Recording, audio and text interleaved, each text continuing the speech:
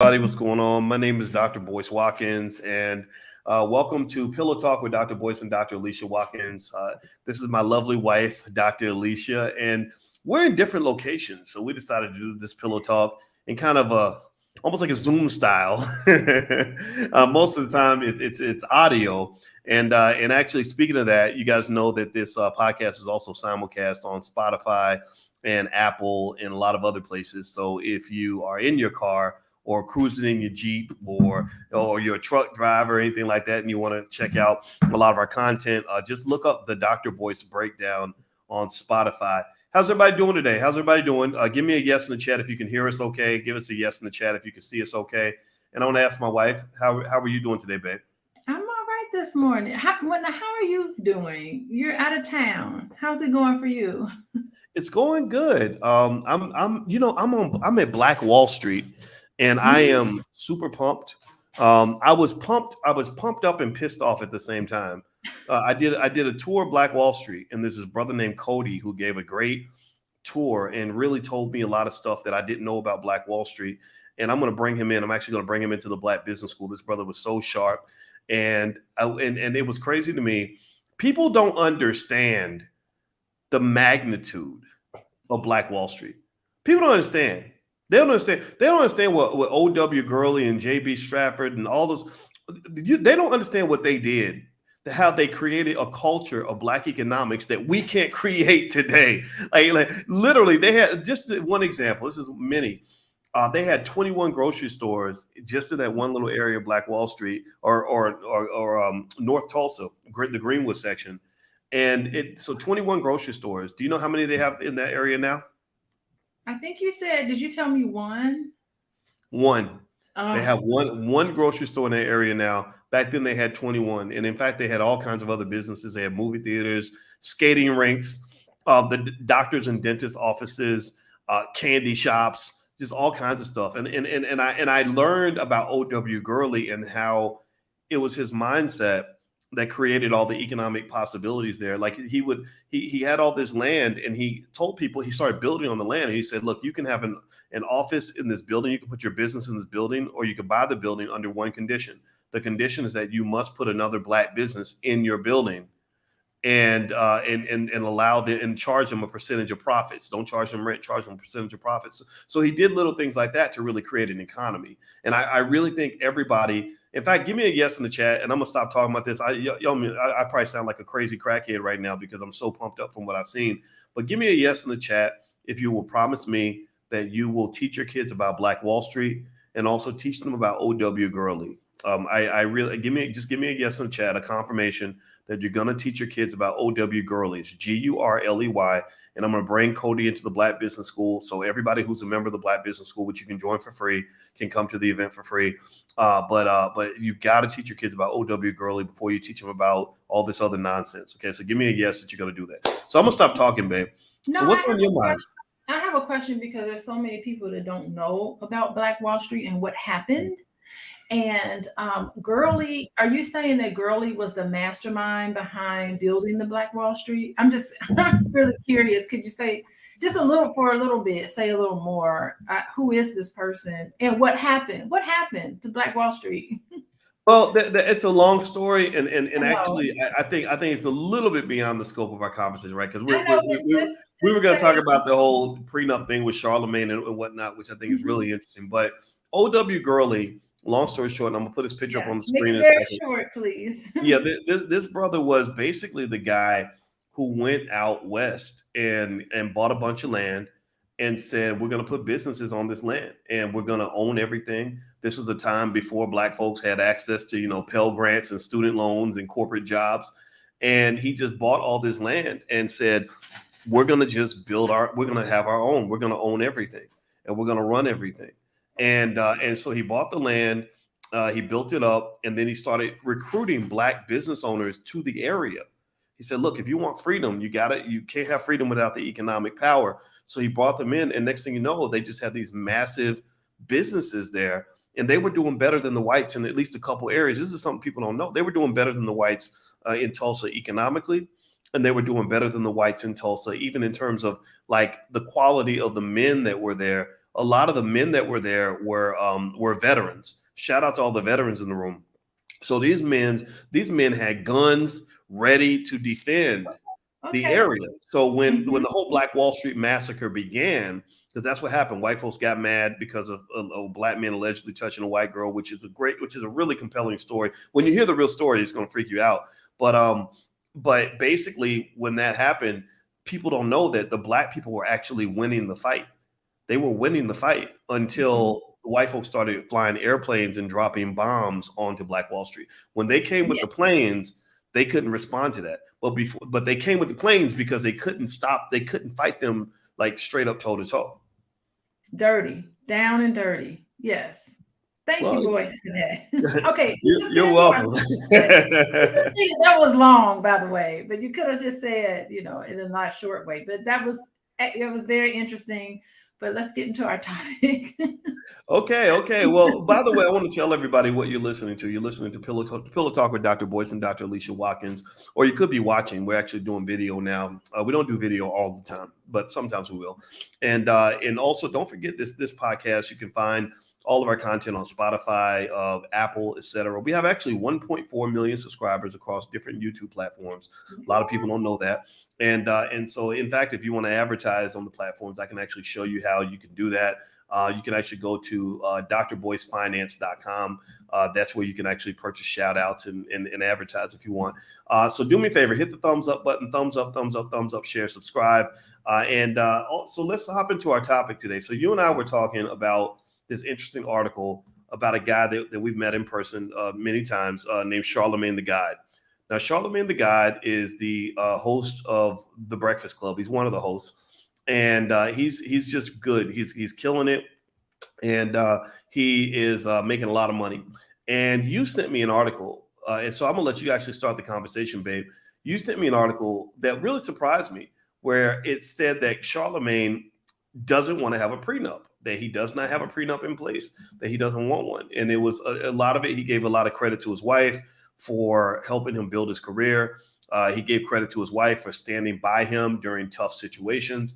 And he just said, we're never going to get a divorce. We don't need a prenup. And that surprised a lot of people, because he's made some money doing the things that he does. So can you kind of speak to that in terms of what made you even send that article to me? Oh, you know what? I was just interested. It's kind of a long story, but I just happened to just look up. Actually, I just happened to look up Charlamagne Tha God because I do remember meeting him. You know him way better than I do, but I do remember meeting him maybe once or twice. And I was just happened to just be searching for him. Long story about how that came about, but I thought it was really kind of refreshing to see his love and dedication to his wife, and how he really talked about he couldn't even be where he is today if it wasn't for her driving him to interviews, supporting him in his life dreams. And that's something that I talk to a lot of my couples about when they get to the point where they need to have conversations about how the marriage and your role in the marriage help to support your partner. So if you tell me about your hopes and your dreams and your aspirations, my job is to make sure that I'm doing everything possible to help you achieve your personal goals. And it's your job to do everything possible when I tell you what I want for my life, to do everything that you can to help me achieve my goals. And I thought it was a beautiful illustration of the right thing for couples to do with each other. And so that's why I sent that article to you, because, it is nothing like, having someone say, I want to be a broadcaster. I want to start my career and do all of these wonderful, lofty dreams. And there's nothing more beautiful than to have somebody that's going to support you. She supported him through everything. He said that he spoke in the article about how he lost his driver's license. So she couldn't even drive. So she was like, don't worry, baby, I got you. I'm going to drive you wherever you need to be to make sure, because she believed in him and his ability. And, she was with him when he had nothing and she had nothing. They were just starting out. I thought it was beautiful. Excellent, excellent illustration of what a marriage is supposed to be. I do hope they stay together forever, and I just love that. I think that is something that all of us should tune into. All of us should really do this with our partner, is to make sure. What are you doing, boys? Let me help you achieve your goals. I think it's so great. Yeah. Well, let me let everybody know, Charlemagne, according to Celebrity Net Worth, which you can take it for what it's worth, they claim his net worth is about $10 million and that his salary is $3 million. I'm going to guess that it's probably more than that. I think he makes more than $3 million a year. I think also he's worth more than 10 million. Charlemagne is he's a good businessman. He's super savvy, super smart, and I've had a lot of conversations with him through the years. I met Charlemagne in 2006 on the Wendy Williams show when he and Wendy had literally created the #1 radio show in all of New York City. And I remember when I met him, I didn't know him from Adam. And he asked me about my book. I had a book called What If George Bush Were a Black Man? And Charlemagne said, I'd like to read your book. And I said, okay, well, here you go. I had a copy there. I gave it to him. And the next time I came back to the show, honestly, I didn't think he was going to read it. I was like, yeah. Here you go. Yeah, of course you're going to read it. Wink, wink. Dwayne, what's it? The Wayans. Is it Dwayne Wayans? Oh, Damon Wayans. When I met him, he said the same thing. He's like, yeah, I want to read your book. And I gave it to him. I don't think he read it. So anyway, Charlemagne had actually read the damn book. When I came back, he had read the whole book, and I was super impressed by that. And I think that he understood, because if you look at Charlemagne's life and his history, he's had some tough times. He had some run-ins with the law. He's been locked up, and and then there's been other stuff, kind of happening, et cetera. What I see with Charlemagne is a guy who is super smart at knowing how to be relevant in a culture that I think deep down he probably feels like a lot of hip hop culture is just stupid. I really do. I think deep down he's thinking this is so silly, but I got to be silly with him. I got to know how. So he's smart enough to pretend to play the clown, but I think deep down he's actually an intelligent guy.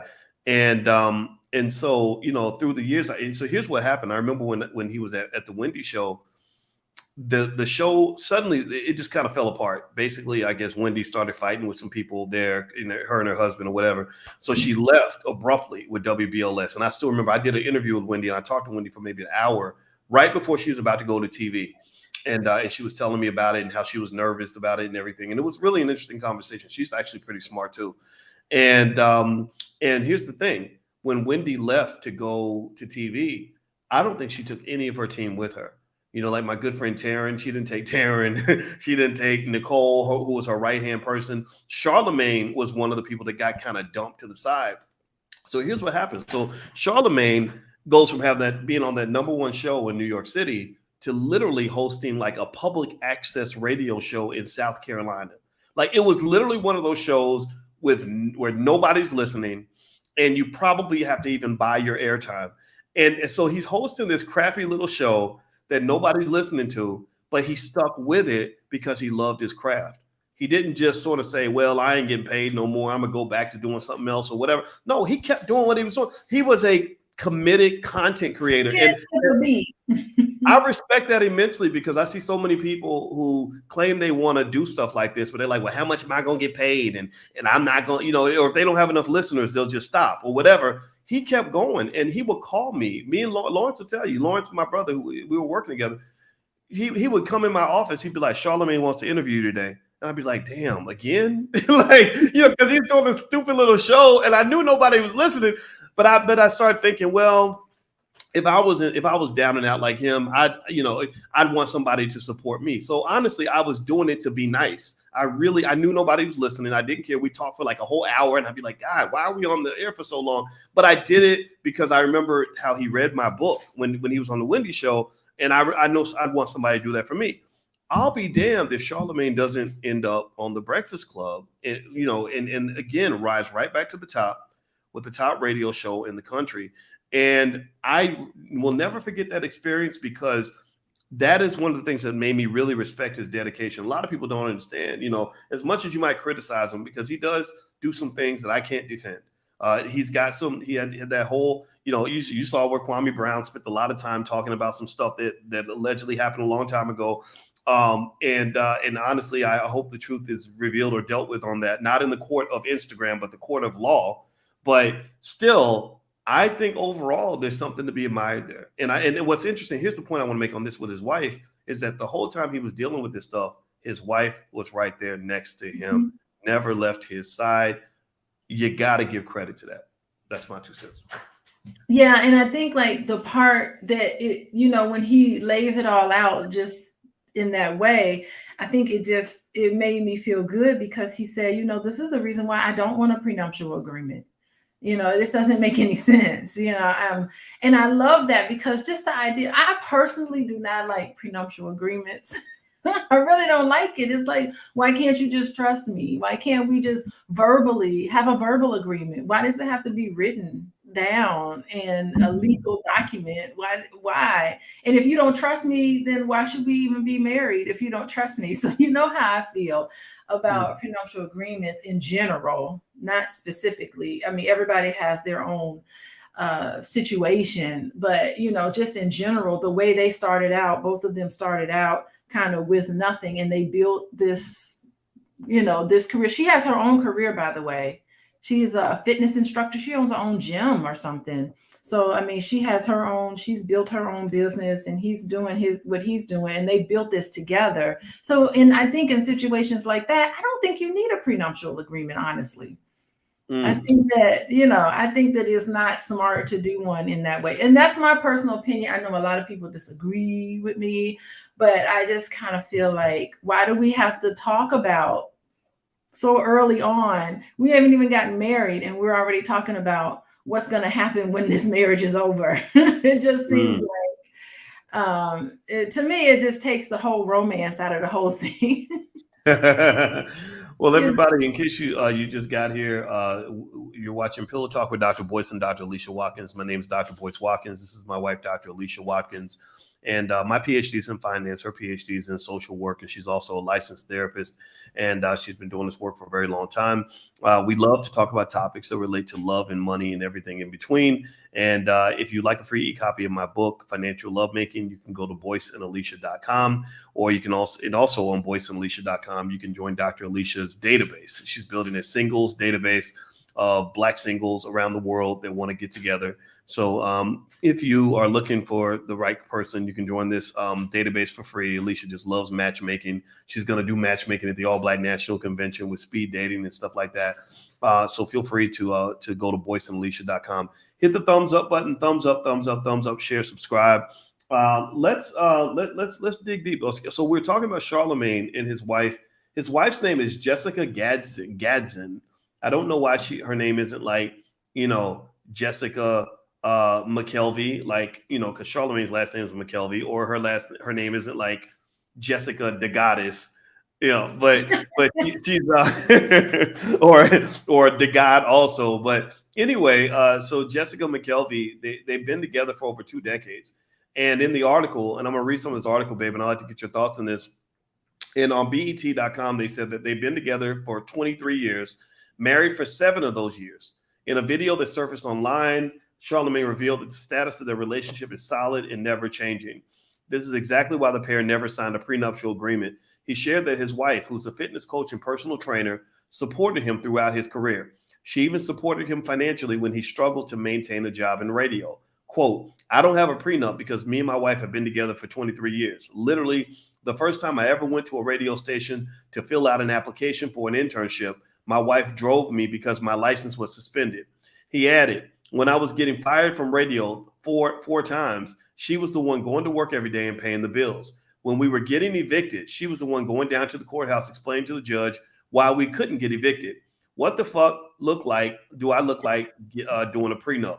He recounted their relationship, saying that he and his wife are high school sweethearts and that his oldest daughter is the reason he proposed to his wife. Quote, "You have to show your kids love. That's one of the reasons why I wanted to get married.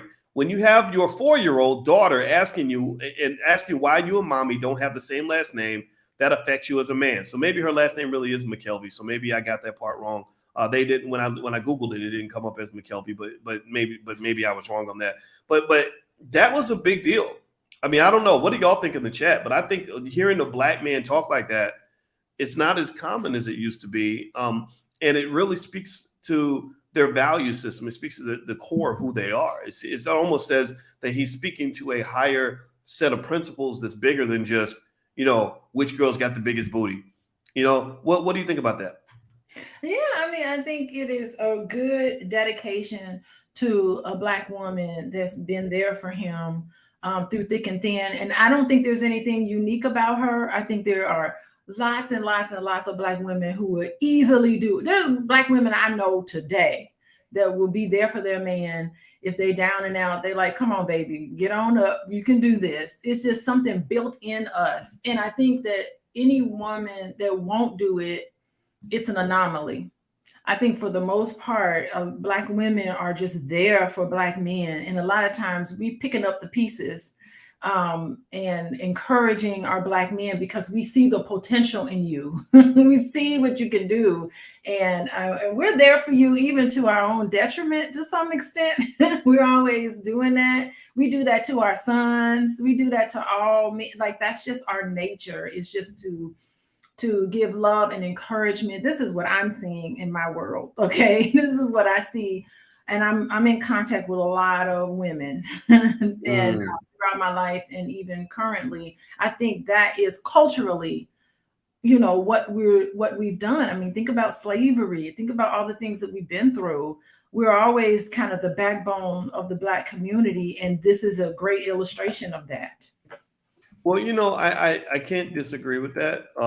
In fact, actually, I want everybody in the chat. I'm gonna give you a test. Give me a test. How many of you? I want you to name one black woman who's been there for you when times were tough. Women can do this too. It's not just for the men. But I want you to just, because we should give credit where it's due. And I want you to name one black woman who, bailed you out of jail, paid your tuition when you couldn't pay it yourself, had your back, in a difficult situation, nursed you back to health, helped defend or protect you when nobody else would. I want you to put the name in the chat of one black woman. Let's shout them out. One black woman. This is Black Woman Appreciation Day. We need more of these. I don't know if it's okay for me to create a holiday on the spot, but I really kind of think we should do that. And so put it in the chat. And I'm gonna read some of the names back because I think this is important. Let's see. Michael says my wife. Carmen says my cousin Candace. RC says my wife Gwen. Willie Mae Quiller says Shelton Quiller. That's a good name. Willie Mae Quiller. I love that. Let's see here. Natalie says Eric. Let's see here. My grandma Hazel says Aisha. The housing blog says Connie Hughes. I see Latoya M. Austin, Linda Flynn, Dr. Andrea Rhines says Erica, Marion, and Sally Bell Allen. Those are great. Those are some country names. I love these names. Sally Bell. That's a good name. Sally Bell gonna be there for you. Sally Bell is solid. Well, and so let's just have an honest conversation here, right? Let's talk about another couple that isn't as solid, at least publicly anyway, as this one. Let's talk about this one, right? Now, so right now you have Kanye, who is literally melting down on Instagram, like melting down over what he considers to be, unjust treatment of his children, what he sees as, Kim Kardashian doing him wrong. And Adidas is doing him wrong. The Gap is doing him wrong. So a lot of people, I guess, are doing Kanye wrong. A lot of people right now. Yeah, he needs a Sally Mae. Kanye West needs a Sally Mae. Yes, he does. Well, he had one, right? In his life. He needs something. Kanye had a Donda. He had a Donda, and she's not there anymore. And it's a void. I'm certain it's a void that could never be filled. But he needs a Nana. I would just call her Nana. He needs a Nana in his life to pat him up and to set him straight too. Mm-hmm. Well, here's the point I want to make on that, right? I feel like Charlamagne married him a Donda or a Nana. Mm-hmm. Like he married him a young Nana. Yep. He married him a black woman that's got those black woman values that You know, that like I'm gonna come through for you in tough situations, and I feel like for Black men we have to think about these things because the biggest investment you make is in your relationships, and the woman that you pick by your side, if she's not sort of built for this, then you're gonna fail, you're gonna struggle, and so with Donda, you think about it, Donda made Kanye. Kanye named an album after her. That's why I think he named a school after called Donda. There's a lot of stuff called Donda. So, I've never seen, look at that smile on his face. I've never seen Kanye smile like that. yeah, I would yeah. love So, to see a picture. He doesn't smile at all. That concerns me. I would love, like, that smile is from the gut. You could tell I'm happy. You don't ever see him. He hasn't smiled since she's passed. Honestly, I'm trying to think when was the last time I saw him smile. wow. He's so heavy. This is the impression I'm getting. He's coming across this way to me. He's so heavy with the stress going on in his life. He just seems to be real heavy with, all these pieces that he's trying to put together for his business. And he has all these dreams and excellent aspirations and all of these things that he wants to get done. He has a lot of creativity in him, clearly, that he needs to get out in the form of music and clothing and, all of this creativity. He's got to express it in a way. And he's coming across some challenges in doing that, and he doesn't look happy. So, that's my biggest concern for him. And I think, like, I'm not speaking just for myself. I think I'm speaking for all the Black women out there that just look at him and go, "Oh, baby." Oh, we just, Well, that's an interesting point, right? And I'm not here to criticize anybody's life choices. I mean, because I think we all make mistakes, but it's really unfortunate. Like when you talk about trading, a Donda, there's a lot of young Dondas out here. There's a lot of young Black women who are smart, who will have your back, who will cheer you on, who will stand by your side, even when you're acting a little bit weird. And then he traded it in for a woman who's posing with her booty out on magazine covers. Like this was Kim Kardashian's latest magazine cover. Who is that? That doesn't even look like her. That is Kim Kardashian. Yeah, she totally changed her look. She's got blonde eyebrows now, and literally, you can't see the whole picture. You see half the booty, but just believe me, if I showed the whole image, you would see the entire booty. Please don't be looking at that. You can't look at all that. Right. And so my thing is, like, it's interesting because you see Kanye very upset because his wife, he doesn't want his daughters to grow up and be like his wife. But daughters want to grow up and be like their mommy. Hang it up. Who is a greater influence on your children than mommy? Y'all tell me. Is there anybody that is a greater influence on what a daughter is going to become than the mommy? So I think with Ye, I think that he has to I compare and contrast. He has to adjust to that, accept it, and figure out a way to compromise with her on that, because there's no way out of it. They're there. That's the decision he's made. He just has to face all of that. He can't control all of that.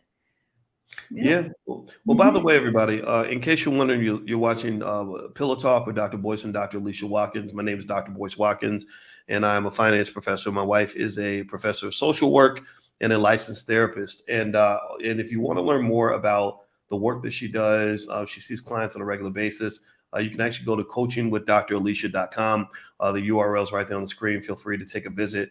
I'm a big believer in therapy, and she's one of the best. And also, I have to always mention that I want everybody to be careful because I guess as my platform grew, there are fake Boyce Watkins accounts out there all over the place. Dr. Alicia has some fake accounts. So if you ever get a message from somebody messaging you saying, "Hey, it's Dr. Boyce, how you doing?" Send me an inbox message or call me on the phone. That's not me. And I have to warn you guys just to make sure that you don't get taken by these people, because they're terrible. And I hope you'll report their accounts. They're literally on every platform: Instagram, TikTok, Facebook, whatever. So I guess some thoughts as far as the Charlamagne thing.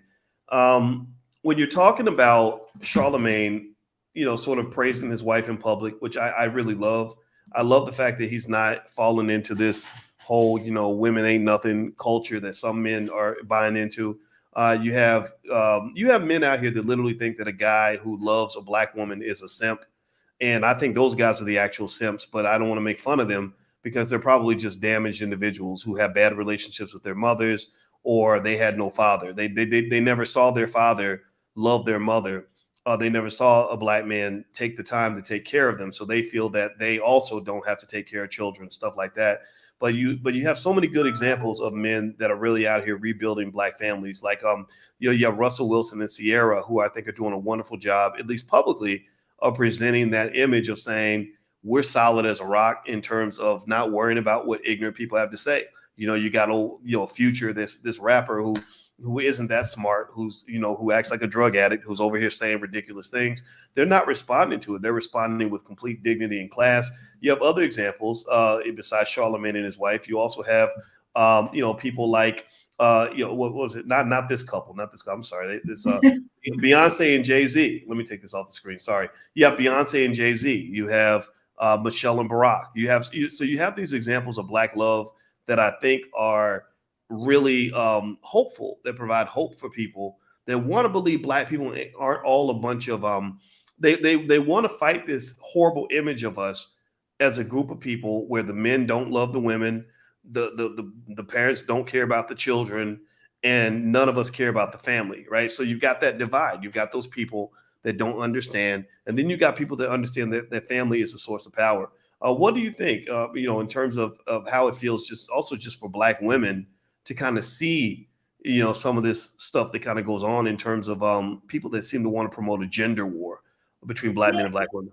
You know what? It can feel very lonely and isolating if you're not in contact. Like, I think that's one of the beauty of going to the All Black National Convention and events like that, because if you're in your own little silo in your own little pocket, you feel like you're the only person doing these things, but it's refreshing to see these images, because we haven't always historically been exposed to all these beautiful images of what the Black family is, and what healthy there's a ton of healthy Black couples out there that don't even have to be, related to sports, and you don't have to have a lot of money either. I think that's the issue too. Like, I kind of like some in the back of my mind, it's like, okay, so we see all these glamorous people living their best life on yachts and stuff like that. But, for every example that we see of football players and athletes and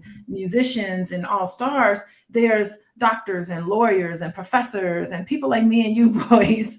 There's people, I call us regular folks here. There's people like us that are doing our thing. We don't have to be multimillionaires in order to be happy. You can be happy, with just anything. And so I think,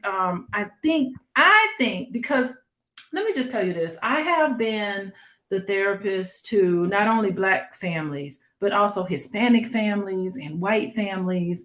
And I will have to say that I really don't think our problems are extra ignorant. I just feel like there's nothing really, there's some beauty that I see as a theme across Black families that you don't see with other families. I really do think that we are internally kind of fighting this Willie Lynch letter, that it doesn't even matter if it's a real or if it's not. We're internally kind of fighting that. And I see a lot of Black men say, my father wasn't there for me growing up, and so therefore I'm going to be there for my children. And they really go hard.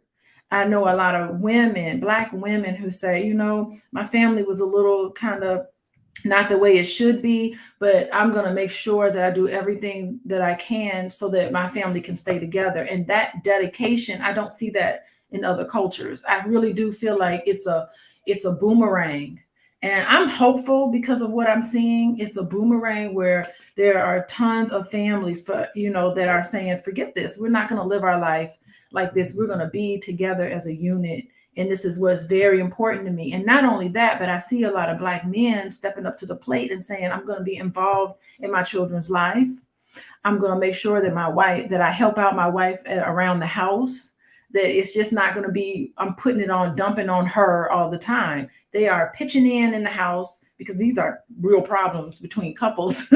Like, why am I carrying the whole weight of the household? I see a lot of Black fathers doing that I didn't see, that I don't necessarily see with other cultures as much.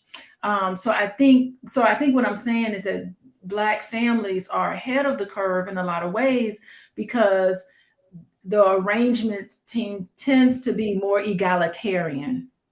Mhm. It's not so dogmatic where the woman has to be the brunt of everything. I see a lot of Black men and women working together as a teamwork. If I hear teamwork one more time when I meet with couples, I'm just going to jump for joy, because that's what I hear Black couples saying. I want us to work as a team. Well, I mean, and that's what it is. I mean, that's the thing. They want the Black man to always be a little boy. They want him to be undisciplined. They want him to be immature. Racism. This is racism, y'all. Racism wants the Black man to be disorganized. They want him addicted to drugs.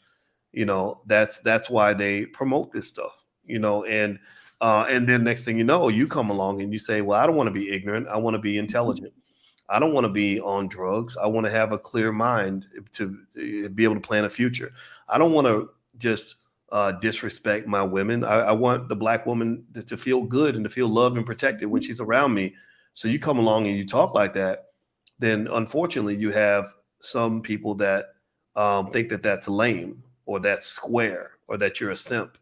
And I think overall we have to fight like hell to say, no, not us. That's not what you're going to do to our people. You're not going to turn our men into these just disheveled, weak little undisciplined bums that don't have the ability to take responsibility or to protect anything.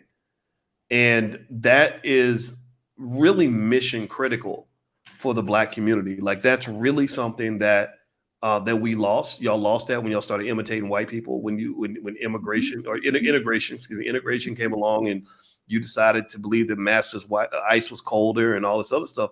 You lost a lot of that.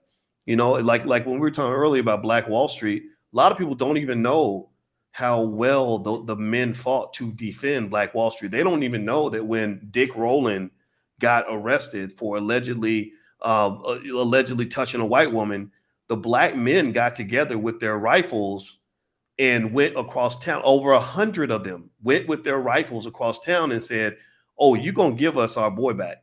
You're going to give us him. You're going to give him back to us." So ultimately, what we got to understand is that unfortunately, we have to be real clear about who we are, because some of our people have lost their way. And it's unfortunate that when we talk about Charlemagne, just giving props to his wife, saying, look, she's the queen of all this. I'm going to share everything that we built with her. There are a lot of men that would say, oh, that's lame. That's stupid. What's wrong with you? That shouldn't be a rare story. White men, they love their women all the time. And other white men don't run up and say, oh, man, dog, you being lame, man. That's lame. No, Jeff Bezos, his wife, when they got their divorce, she became one of the richest human beings on the planet, because she was there back when Amazon was nothing, when they were driving across the country with $50 in the bank, trying to start this little fledgling company. So I think what Charlamagne said, again, it's not, it's not the only way to go about marriage. I mean, I don't think prenups are necessarily a terrible thing. You and I did a prenup because we both had assets, and it wasn't about protecting the assets. In my view, the prenup was more so about making sure that if there was a parting of ways, that it was orderly, and that you minimize confusion. Like I don't like messy breakups, right? And I think that and you, in fact, you've actually, from what I understand, did you tell me you even taught a whole class on how to break up properly or how to part ways properly? I don't know if you. Well, I'm putting it together. I haven't finished putting it together, but I mean, I think everybody's situation is different, and I don't think across the board everything needs to be. You have to have. I'm not one of those people that feel like every couple has to have a prenup when they get married. I think I think in our situation, you've worked really hard and sacrificed a lot to be financially stable. You saved a lot of money, and we have a lot of assets, that each of us individually have accumulated. And so, I think that's, the driving force around the prenup is, you know, you want to legally protect what you have, and you have a whole business that you have with your brother and all of that. I think to legally protect that is so, it was important for me to demonstrate that to you, that that's not in my intention. So it was a totally different thing. But of course, some people think, you know, prenups can be cold and harsh and offensive, you know, but at the same time, it can be logical and practical and reasonable, I think. So it all just depends. You have to do your own research and figure out what's the best for you. Yeah. Absolutely. By the way, in case you just came in, you're watching Pillow Talk with Dr. Boyce and Dr. Alicia Watkins. My name is Dr. Boyce Watkins. This is my wife, Dr. Alicia Watkins. And Dr. Alicia is a licensed therapist and a full professor of social work. She's also a certified clinical trauma professional. I want to say that right. Yes. And that's really something that I think is really important for our people, because many of you probably don't even know that you've been traumatized at some point in your life. Maybe you do know. And I think that what we have to understand is that dealing with your trauma is how you eventually form healthy relationships. Dealing with your trauma is how you have healthy finances. Dealing with your trauma is how you make healthy choices. And unhealthy choices in terms of health, wealth, and relationships are typically driven by traumatic experiences and things like that. You know, whether you're talking about overeating on fast food that kills you, all the way down to bad sexual choices, to bad economic choices. So what, drug use, all of that, alcoholism, all of that is related to trauma, particularly early in age. Okay. Yeah. And so I encourage you to get some help with that, wherever you get that help.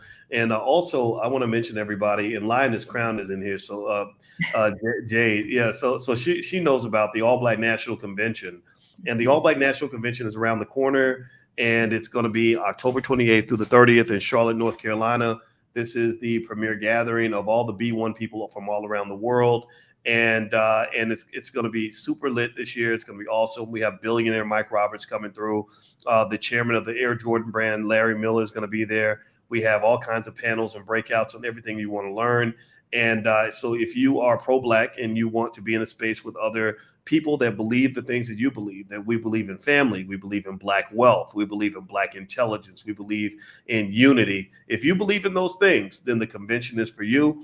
You can actually learn more by going to my website. I put it all on my website at boycewatkins.com. You can buy your tickets there. If you want to be a vendor, you have a Black-owned business, you can become a vendor there. If you want to volunteer, if the ticket price is a little high and you want to help out in exchange for a free ticket, well, you can volunteer. There's a training process you have to go through, and we got to make sure, we got to go through the clearances. But if you'd like to volunteer, you can actually do that on my site. So just look for the links, and all that's at boycewatkins.com.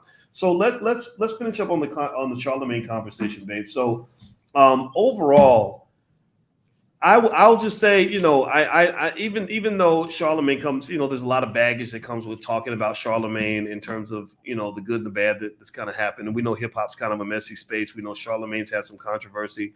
I think overall, the big message that I'm getting from this is that he's not really saying, that I wouldn't sign a prenup with anybody. It sounds like he's saying that, almost like if you think of your life like a company, like a business, he's saying she's vested in the business.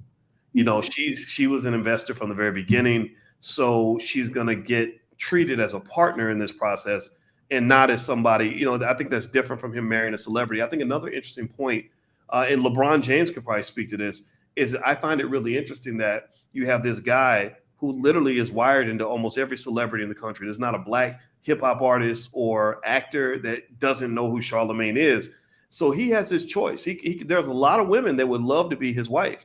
But who does he marry? He wants to be married to the lady that was there at the very beginning. LeBron is the same way.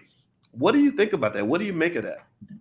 I'd like to know what you think about that, because I know people were like, why would you get married to Alicia?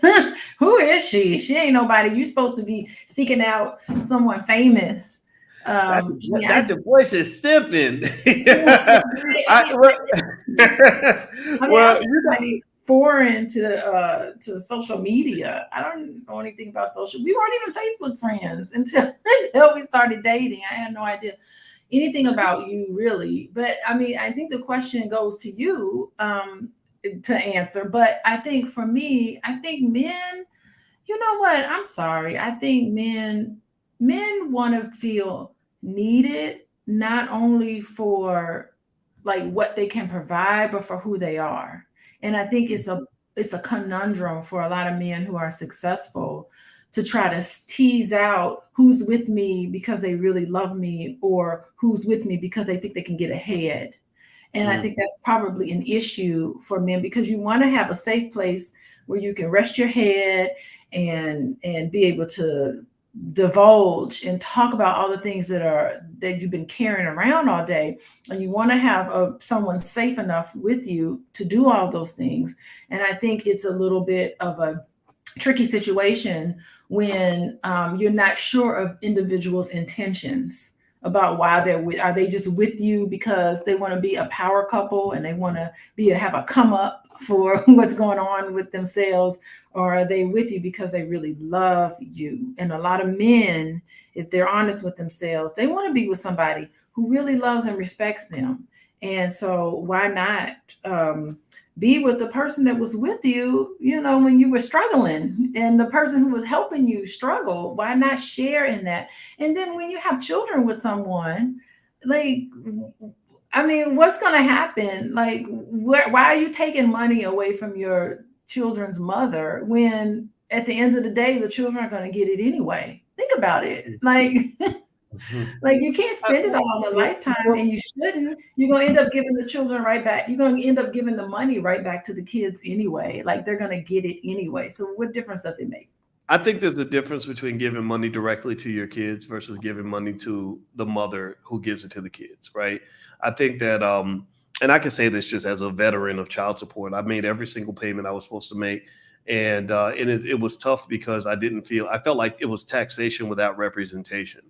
I felt that I wanted to have more say over where that money went, because what happens is it's very difficult when you make a big child support payment and then the next week, the same day or 2 days later, your child says, Dad, I need a new pair of shoes, or I got a field trip coming up. Do you have an extra $200? And you're like, but I already sent this money, and that money should be going toward So what did whatever, you do? right? What did you do when that happened? Did you say, "Oh, hold on a second, let me talk to your mom about it and we will Mm. get back to you"? Or did you say, Um, "I gave your mama money, ask your mama for it"? Like, what was the best response, boys? it was so long ago, I don't remember. And also that's so close to home. I don't want to be offensive to my child or her mother, but I can say that it was difficult. It was very You brought it stressful. up. Well, I'll tell you what, I went through the child support process and I said, I'm never doing this again. If I have a child, I need to be in the house with my kids until they're 18 or beyond. I am not going to be in any situation where I marry or have children with a woman that does not understand that I must be in the house with those kids every single day, Uh-huh. and so when I eventually got married, remember when I got married, I got married past the childbearing age for a lot of people. Like I didn't want to have kids when you and I got married. I wasn't thinking about having kids anymore. But back when I was say in my 30s and thinking about possibly getting married, I needed to know for sure. I literally was at a point where I'd been traumatized so badly from the experience that I felt like I need to have a legal contract that guarantees and protects my rights as a father, because I just seen so many fathers lose access to their kids. And I just think that's the most heartbreaking thing we can do to another person. The legal contract, that doesn't exist, by the way. Well, shit, I was gonna try. I was gonna try. Yeah, that's always a leap of faith. But the thing is that, I mean, anybody who's struggling, you just laid out some child support issues. But when you've paid more than your share in child support and the child's coming to you, I think it's best to say, very interesting. I'll get back to you. Me and your mom need to talk about that and we will get back to you. So I don't think you need to let a child in, because children they don't know anything about child support and all of that. They shouldn't know about that. Like, their minds just don't think that way. They're just thinking, I need something, I'm just going to ask somebody for something. And so Mhm. I think the best way to deal with is to say, oh, okay, so you need some shoes, or you need money, or jacket, you need a coat. Let me talk to your mom about it and we will get back to you. And that's when you have a private conversation with the custodial parent in this case. And you say, okay, hey, what's going on? Because the money is for child support, money is for this. you weren't married to the mom, and so I think it makes it a little kind of shaky if there's no marital, like you had a child out of wedlock. But I know with marriage, if you dissolve that marriage, I mean, there are some protections in place. You will have a child support order, but you will also have visitation. Like that's the very first thing they talk about is how are we going to deal with the kids? They talk about that first, and then money comes later. So things have changed a lot. Laws have changed since AI, even a decade ago. Things are different. Fathers have way more rights now, I think, than they used to. It's getting better for rightfully so, and parental alienation and all of those terms have started to emerge in people's lexicon, and a lot of courts are starting to understand what parental isolation is and what it does. So we're getting better with that sort of thing, just in case, you know, your marriage is dissolved and you're dealing with co-parenting. It's not the end of the world. You don't have to end up like what Boyce was talking about. There's some legalese that can protect you and make sure that you have visitation and make sure you have all the rights that you are entitled to as the non-custodial parent. Yeah, and I don't even want to live in a world with custodial and non-custodial. I'd rather, I mean, I'm not going to have any kids, but I would say anybody in their 20s that wants to have kids, I think that I like Charlemagne's energy when he said we're just not going to get a divorce, period. You know, and to me, I think that if that's what you want, if you and your partner are both determined to never get a divorce, I believe you can actually create that reality for yourself.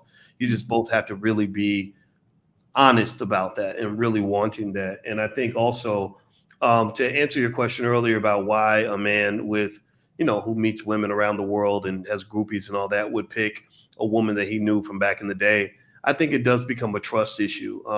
I'm not nearly as famous as Charlemagne, and nor would I ever want to be. However, I am famous enough that I did, I have met a lot of people, and things change, when people know you and whatever. And what I found was that there's a big difference between the woman who got to know you after you kind of had everything versus the woman who knew you before you had nothing. And what can kind of be difficult is not just in terms of not knowing what they expect, but you kind of know what they expect. Like they see you as that Superman that they heard about. It's really, I'm just telling everybody, it's really interesting when almost everybody you meet already knows you really well before you even know them. It is. Like you meet them and you're telling them about yourself, and they're like, "Yeah, I already know that. I already know that. I know that. I saw that podcast. I heard when you said that. I read that in your book." And so that's kind of weird right there. But you get used to it. But then what I think happens too is that when somebody meets you and they know you as Superman, they don't really want to always get to know Clark Kent. They're not really in it for like the hard part of being with Boyce Watkins. They're only in it for the exciting part or for the good part. It's so maybe the way to compare it would be like, think about how differently some women look when they put their makeup on and they do their hair and they get dressed up, versus how they look when they just, rolled out of bed, got stuff in their eye, breast stinking, armpit stinking, or whatever, right? Oh, scarf on their head. They got a scarf on their head at night. Right. Just, comparing the two. Right, comparing the two. No makeup on, no nothing. So imagine if every man you met you when you were looking your absolute most gorgeous ever, and he fell in love with you at your most gorgeous. But then later on, at some point, the makeup's gonna have to come off. And I've seen women that wear so much makeup that they can't have relationships because when they take the makeup off, men are like, wait, that's not you anymore. That's not the woman that I fell in love with on Instagram when I saw your pretty pictures. So that's a danger. There's a danger between. They were using filters on Instagram too. Say it again. They were using an Instagram filter, so they don't even look like that. Yeah, that's a scary place to be. So honestly, I think that people have to think about that. There's a downside to, sort of having your image enhanced, whatever that means, whether it's your physical image or just your public image. I met a guy not too long ago who said, he looked at me, he said, "I thought you'd be taller for some reason." and you know, I think because he's like this booming voice, this Boyce Watkins, right? I'm like, no, I've been the same height I've been my whole life, you know. And so I would just honestly say, generally speaking, I think that's why you'll see a guy like a Charlemagne who will marry the girl that he knew in high school. LeBron marries the lady that he knew in high school. But then also remember that those women have had to deal with a lot of these transitions that occur, you know, that maybe do involve, you know, things like some, you know, a little bit of cheating or infidelity or whatever, or what. And that's the part that I think where it says that even her journey is not this sort of beautiful fairy tale people think it is. I think it's got to be weird to be in a relationship with a person who goes where you're watching them and they literally go from being a regular person to being an international celebrity, like over the course of time. That's got to be hard because suddenly all these new people are constantly coming in to the life of your partner. And I would imagine that there's insecurities that can come up where you're thinking, gosh, now that he knows all these beautiful women, is he still going to keep coming back to me? That's got to be tough for the wives.